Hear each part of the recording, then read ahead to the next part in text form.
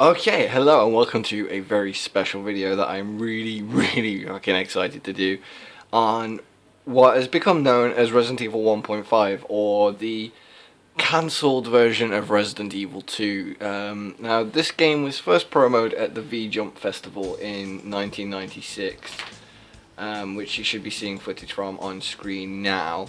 Just to give a little background on the development of this game, the development of Resident Evil 2 began about a month after the completion of Resident Evil in 1996. Again, the first footage shown at the July V Festival in 1996 by producer Shinji Mikami, and it was really different from the Resident Evil that we actually got in its presentation and its gameplay mechanics, as well as the scenarios that happened. I mean, the plot was basically the same as Resident Evil 2, and the zombies were running riot in Raccoon City about 2 months or so after the original game. But in this story, Umbrella Corporation had already been shut down following their experiments and the actions of the STARS team in the other one. So to retain a kind of a feeling of fear and dread from that they engendered in the original game, they introduced two new characters who lacked the experience with the scenario in the mansion, so would not built or prepared to deal with these terrifying new situations. One of them, which remained and held over to the actual retail release, was Leon S. Kennedy. The other one was Elza Walker, who was allegedly going to be a college student and motorcycle racer, and Raccoon City being her hometown. But unlike in the final version, the two characters, their story paths didn't actually cross, and instead they had the help of two other support characters, with Leon getting help from MarvinBranagh, who I believe makes it into the final game, but he's a wounded police officer that you find early on, and Wong, who again also made it into the final game. So a lot of Leon's additions actually did make it from the beta to the final product. Elza was aided by Sherry Birkin, who aids Claire, the character who replaced Elza, and a man named John, who I believe Claire does have some, not necessarily interactions with, but she reads letters and documents from him. It's been a while since I played the Resident Evil 2, so I don't know for certain. But the man John was apparently, according to Wikipedia, later repurposed as the gun shop owner in the final release of the game. A few more things of note was that Annette Birkin was allegedly based on the actress Jodie Foster, and the actual police department had a more modern and realistic design, which you can see from things like the inclusion of a firing range and stuff like that, and was actually smaller than the final version that actually made it into the release game. Leon and Elza would have also encountered more surviving police officers, Leon encountering a superior officer apparently called Roy, and they used lower poly models in the beta to allow for more zombies to appear on screen, which was another method of invoking dread. You know, more zombies equals more terror because you can't kill them all. And it was supposed to change the environments. Like, there would be changes made to the pre-rendered backgrounds in response to events that the characters encountered during the gameplay, and also the characters could be equipped with gear such as protective clothing that enhance their defensive capabilities and allow them to carry more items.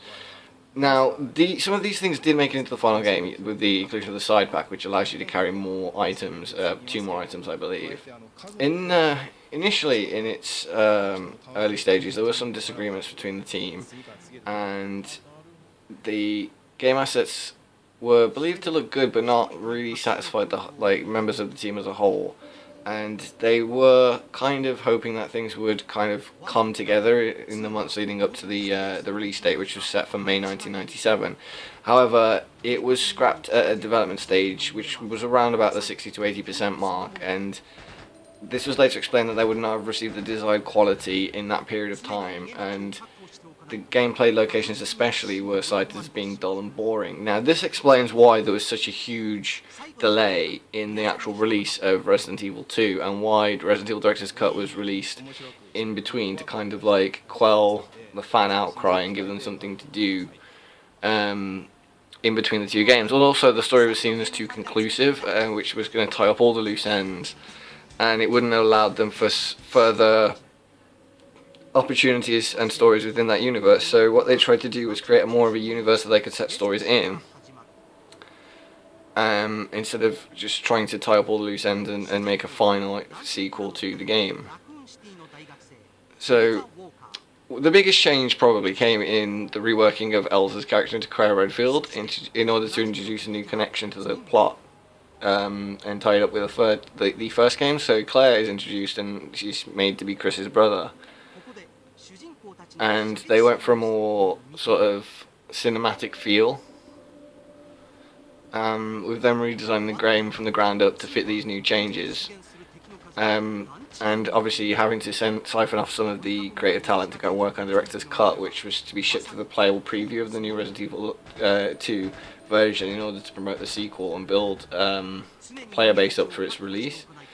Only a few of the assets from the 1.5 beta were recycled as principal locations in the final build, and they were made to look more artistic and extravagant, and based on interiors, photographs of interiors taken of Western style building in Japanese cities. So with that being said, let's actually move on to the game itself. Now, it took a lot of hunting down and scouring the internet for a playable build of this game. It took several hours, and the only reason I found it was because I will show you. I downloaded a patch made by Martin Biohazard for Biohazard 1.5, and in this patch release notes were some very interesting things. Here we go. Specifically, to use this patch you need to have the original RE 1.5. I will provide you with a download link to it since the original one is dead, and that is indeed true. The original one is dead. So now you can download and play this game by following that link right there on screen, which I will put in the description so anyone else who wants to play this game can give it a go. So with that said, let's finally get into this game, because I have had it loaded up on screen for hours now, and I've been too nervous and tentative to actually load it up and play it, and we've delayed this video by 8 minutes now, talking about the previous game and showing you footage of the Vjump festival. I had so many things to say and everything's just disappearing from my head because I can't think of anything other than playing this game. So with that said, let's get right into it. Now, for authenticity's sake, I've got myself a controller with dual analog sticks, because I'm going to see if the analog for this game works, which apparently it doesn't. No, I'm using the analog sticks and nothing's happening, so I will turn the analog off. There we go. Okay, what options were we presented with in this beta?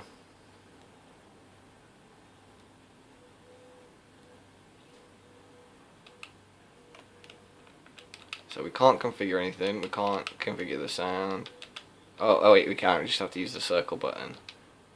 Okay. Put it on type C. Oh no.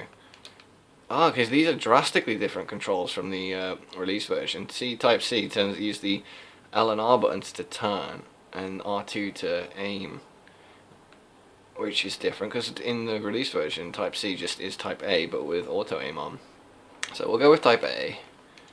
Edit. Ah, we can edit the controls now. So okay, I want that one to, oh no wait, edit. I want X not to be run, I want it to be forward. No, wait, what? What did I just do? Okay, so these are blanks, so I'm guessing they were just placeholders. Ah, there we go, now I've got it set the way I want it to be. I had to, like, okay, yeah, I keep forgetting this is a beta. So, lower attack. R1. Down? No, wait, no. Oh, I don't know what I'm doing. Oh, what am I doing? None of this makes any sense.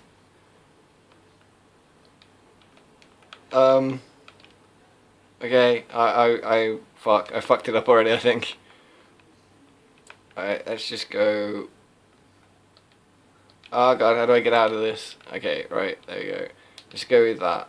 Put it back to that. So just gotta remember that square is okay and X is run now. Okay. Exit.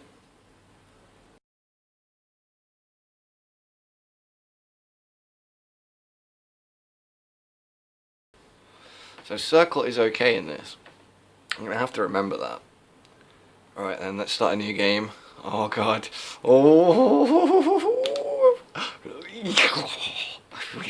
You have no idea. 20 years. 1996 to 2016. 20 fucking years.